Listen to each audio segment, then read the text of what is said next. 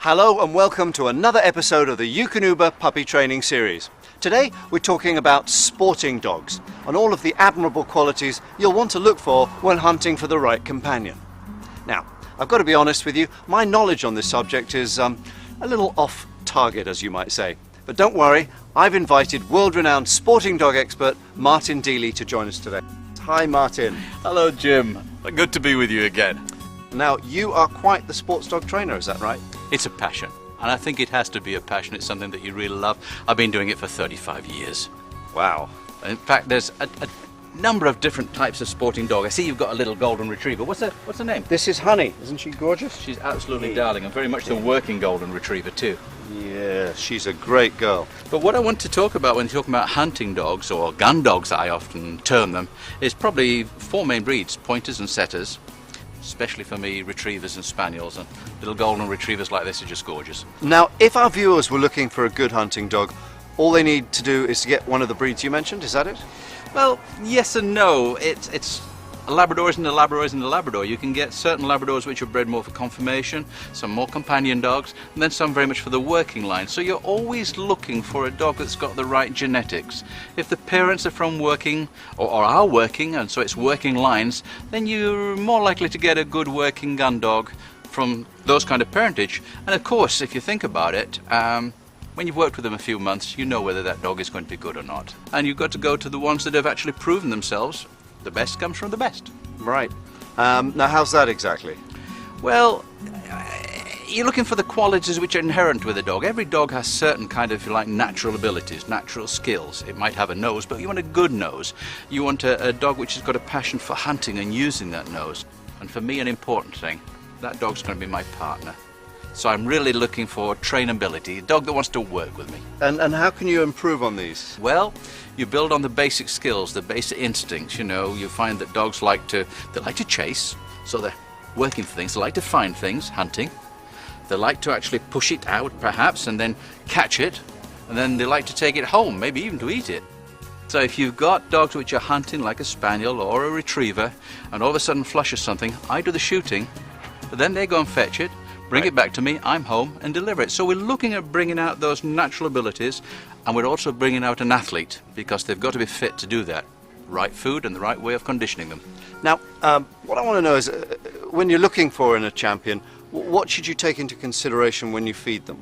Well, that's why I like to feed Eukanuba puppy food, and then once I've got the puppy food and got to a certain age, I go on to Eukanuba Premium Performance. It's by far the best I've ever used. I've used it for 20 years, and I find that when I've got dogs which are using a lot of energy and they're in that field and working, their muscles can wear out, they can even get damaged, and it just helps to repair them and keep my dogs in good condition. Sounds good to me. Now, what else goes into developing a great hunting dog?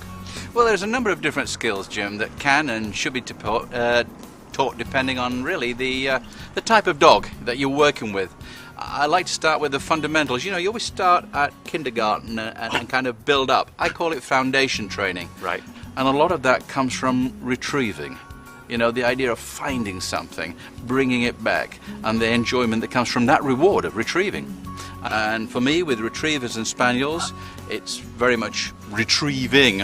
I like them to find things, and also obedience. And for me, I like tennis balls. It sounds silly. A lot of people think that it's just an ordinary kind of, I don't know, game thing, but I like tennis balls, and I like tennis ball material dummies. It's soft for the dog. It's nice for that, particularly a puppy where they've got little puppy teeth. Now, any fun training exercise you'd recommend, with or without tennis balls? Well, a variety of things. I like to use things which the dog can succeed at, so I'm doing short distances at first. You know, it's very difficult actually to throw a tennis ball or even a dummy a long way, but with a tennis racket and tennis balls, you can knock them out. And I like to knock a tennis ball out. I like to knock it out so it bounces and rolls. They can follow the scent, they can follow the track of it. It encourages the puppy to go for it and to actually motivate him to go faster. So it builds up that kind of, what shall I say, enthusiasm in the dog. Yeah. And I like doing that. Any of your dogs made it to Wimbledon? Not quite yet, but we're hoping. Serena's a bit concerned at the moment. Of course, absolutely.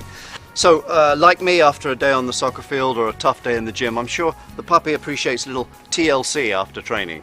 You know, Jim, they certainly do. And one of the things I like to recommend, and certainly I like to do, is I like to give them a little bit of massage. I'd like to loosen their muscles up a little bit to prevent any injury. And, you know, putting your hands over them and just touching them makes them feel they've done a good job. I'll tell you a little secret, though, that I do as well afterwards. Please.